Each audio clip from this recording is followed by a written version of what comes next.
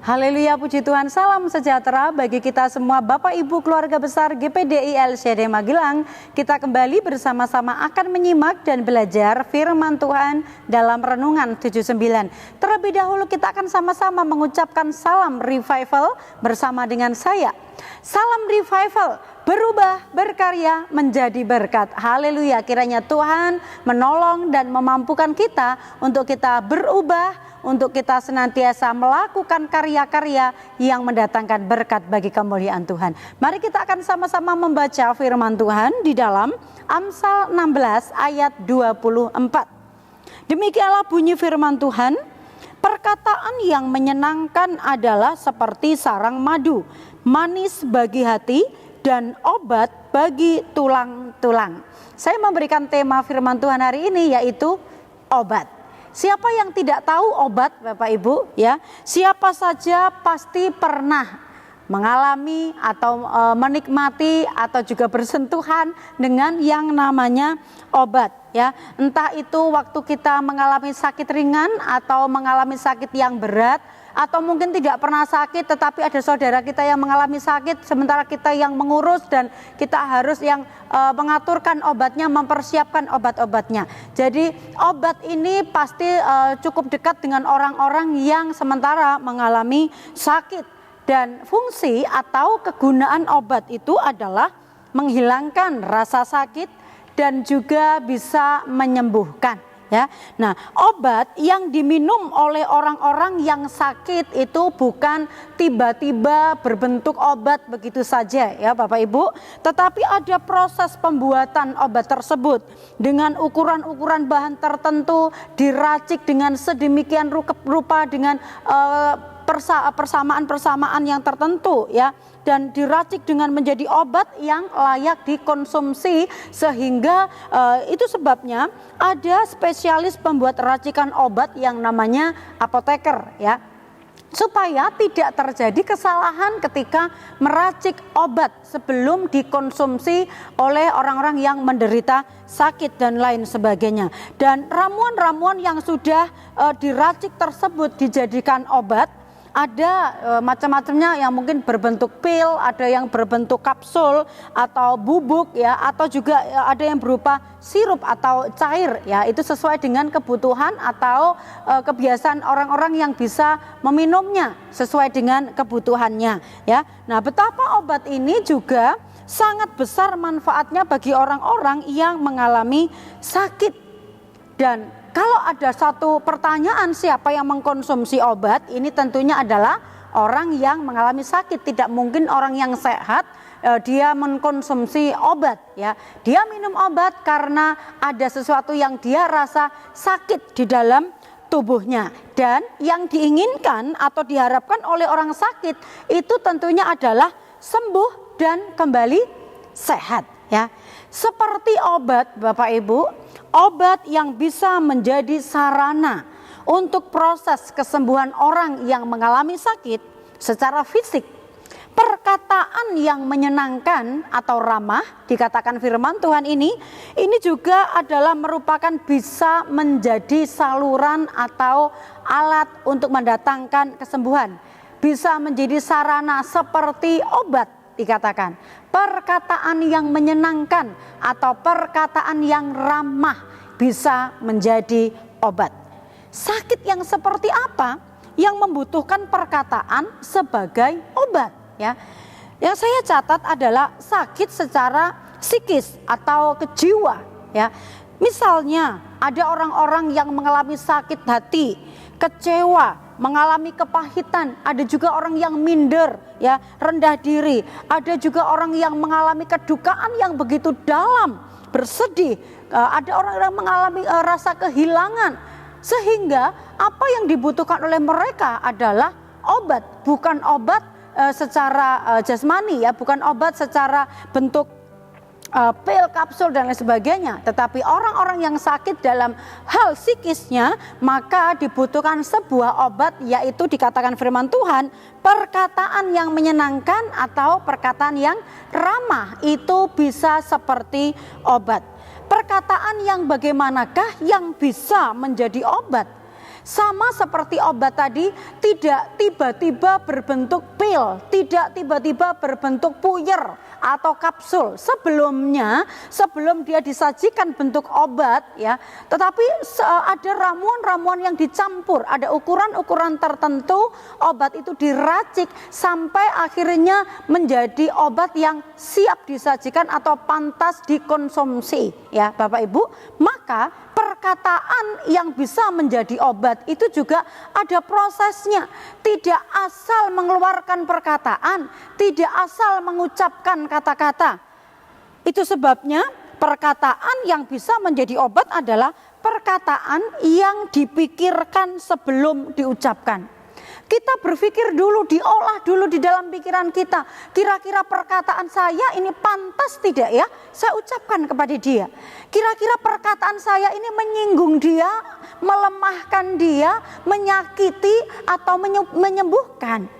Kalau firman Tuhan berkata, perkataan yang menyenangkan atau perkataan yang ramah itu menjadi obat, maka kita diberikan hikmat oleh Tuhan, diberikan pikiran oleh Tuhan, dipikirkan dulu sebelum kita mengucapkannya. Supaya apa? Orang yang mendengarnya tidak lekas sakit hati, tidak lekas menerima dengan pahit hati. Tetapi benar yang diucapkan, orang yang mengucapkan perkataan karena dipikirkan dahulu, direnungkan dahulu, pantas atau tidak, siap disampaikan atau tidak, maka orang yang mendengarkannya pasti juga akan mendengarkannya dengan baik. Kemudian perkataan yang tepat waktu.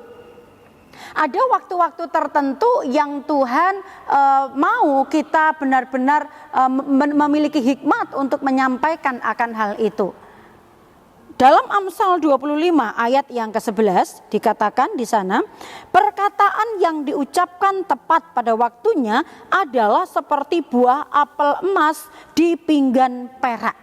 Seperti apa sih ucapan atau perkataan yang diucapkan tepat waktunya? Misalnya ada saudara seiman kita yang sementara mengalami kedukaan, orang tuanya dipanggil Tuhan atau saudaranya dipanggil oleh Tuhan, maka kita sudah sepantasnya bahwa kita tidak boleh memperkatakan kata-kata yang tidak cocok dengan suasana kedukaan itu ya.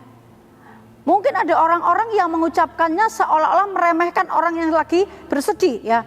Masa gitu saja kamu menangis ya. Padahal orang yang kehilangan memang benar-benar bersedih, berduka, dan kata-kata itu tidak pantas atau tidak tepat disampaikan kepada orang yang berduka ya. Ini contoh-contoh kecil yang kita bisa sampaikan atau bisa kita pelajari Bapak Ibu. Bentuk perkataan yang mengobati, yang menyenangkan ya, yang bisa menjadi obat bagi orang-orang yang sementara mengalami sakit ya secara psikis. Maka kita lihat bahwa perkataan itu adalah perkataan yang menenangkan.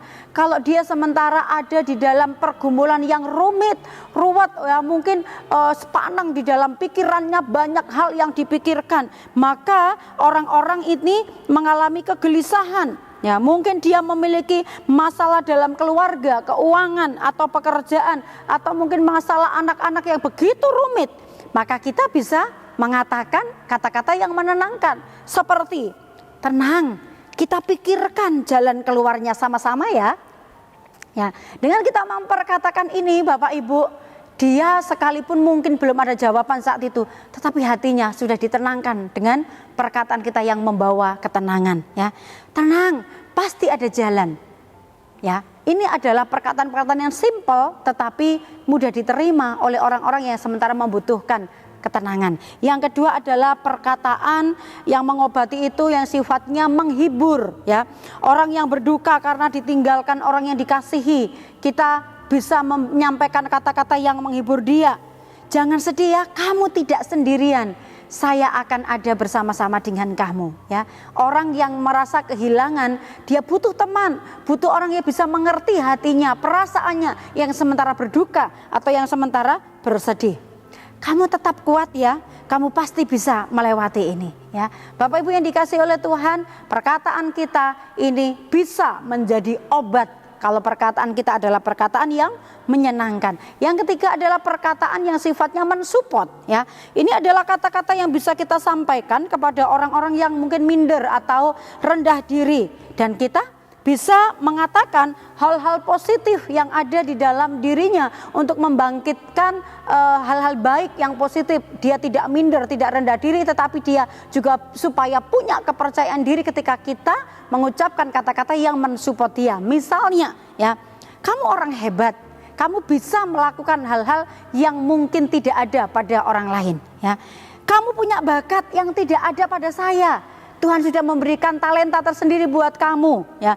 Kamu orangnya pintar, kamu orangnya bijaksana. Atau mungkin kita juga kalau secara fisik, orang itu ada yang minder karena secara fisik ya, kita bisa mengatakan kamu menarik loh, kamu itu punya ciri khas tersendiri ya. Ini adalah kata-kata yang menyenangkan. Percayalah Bapak Ibu bahwa perkataan yang menyenangkan itu pasti memberikan kesenangan, ketenangan bagi orang-orang yang membutuhkannya.